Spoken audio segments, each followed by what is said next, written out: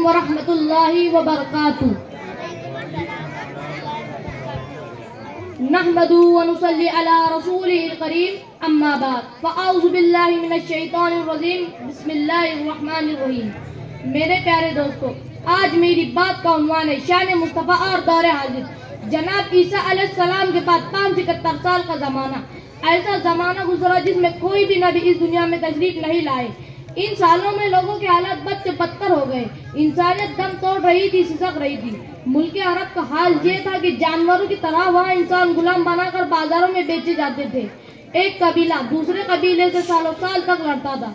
जिहालत का अंदाज ये था कि जनाब इब्राहिम अलैहिस्सलाम के हाथों से बनाया हुआ काबा भूतों का घर बन चुका था। लोग नंगे होकर काबे का तवाफ करते, मरने वालों को गाली से याद किया जाता। शराब आम थी, जुआ आम थी, डाका जनी करना आम बात थी। बेटियों की पैदाइश पर बेटियों को जिंदा दफन कर दिया जाता। मेरे मुस्तफ़ा 12 रबीउल अव्वल सुबह सादिक पीर के दिन हजरत आमिना के घर तशरीफ लाए। हजरत आमिना फरमाती है कि मेरे घर में उजाला हो गया, इतना रोशन हुआ मेरा कमरा कि मैंने मक्का की झोपड़ी से खड़े होकर मुल्क शाम के महलात को देख लिया। पूरा घर मुअत्तर था। हजरत आमिना ने दूध पीने के ज़माने में एक मुबारक खातून हजरत हलीमा सादिया के हवाले हुजूर को किया। हजरत हलीमा फरमाती है कि जब से मैं मोहम्मद को अपने घर लाई हूँ, घर में कभी फाका नहीं हुआ। इस सवाल पर हजरत हलीमा सादिया से लोग पूछते कि हलीमा, मुश्किल से तेरे घर में एक चिराग जलता था, फिर पूरे कबीले वाले देखते हैं कि तेरे घर में रात में भी रोशनी होती है।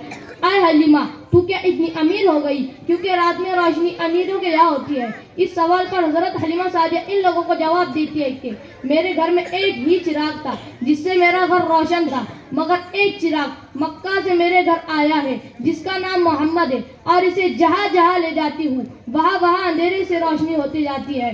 सुभान अल्लाह, ये मेरे नबी की शान है कि अल्लाह ने हुजूर को बऐब पैदा किया। ये मेरे नबी की शान है कि हुजूर के हाथों से मुश्क की खुशबू आती है। ये मेरे नबी की शान है कि पत्थर पे मुस्तफ़ा का कलमा पढ़ते हैं। ये मेरे नबी की शान है कि हुजूर के जिस्म पर लिबास कभी मैला नहीं होता। ये मेरे नबी की शान है कि हुजूर महराज पर जाते हैं।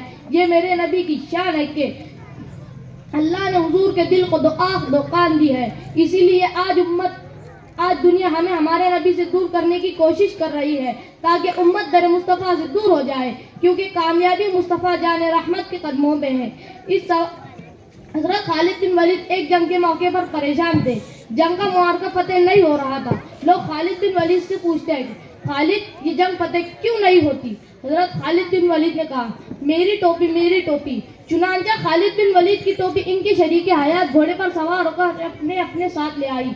सर पर टोपी पहना था कि अल्लाह ने खालिद बिन वलीद के जरिए मुसलमानों को फतेह अता फरमाई।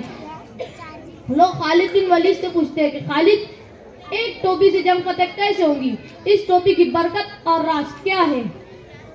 हजरत खालिद बिन वलीद ने कहा, इस टोपी में नबी अकरम सल्लल्लाहु अलैहि वसल्लम के मुँह मुबारक बाल शरीफ है। हुजूर ने दुआ दी थी कि खालिद, जब तक ये बाल मुँह मुबारक तेरे साथ रहेंगे तो इस्लाम का गाजी और फतेह होगा। इस सवाल हजरत खालिद बिन वलीद से लोग पूछते हैं, खालिद,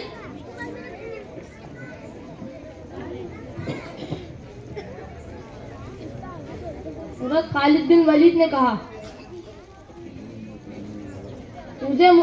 हुजूर ने मुझको मुँह मुबारक बाल शरीफ दी है। अल्लाह ने खालिद बिन वलीद को अपनी तलवारों में से एक तलवार बनाकर रखा है, और ऐसी कोई तलवार न बन सकेंगी दुनिया में जो खालिद बिन वलीद के जिस्म को छुएंगी। आज उम्मत यतीम इसलिए कि उम्मत के पास वक्त लफ्ज है कि नबी का दामन नहीं छोड़ेंगे। अरे नादानो, दामन छोड़ने से पहले पकड़ना जरूरी है।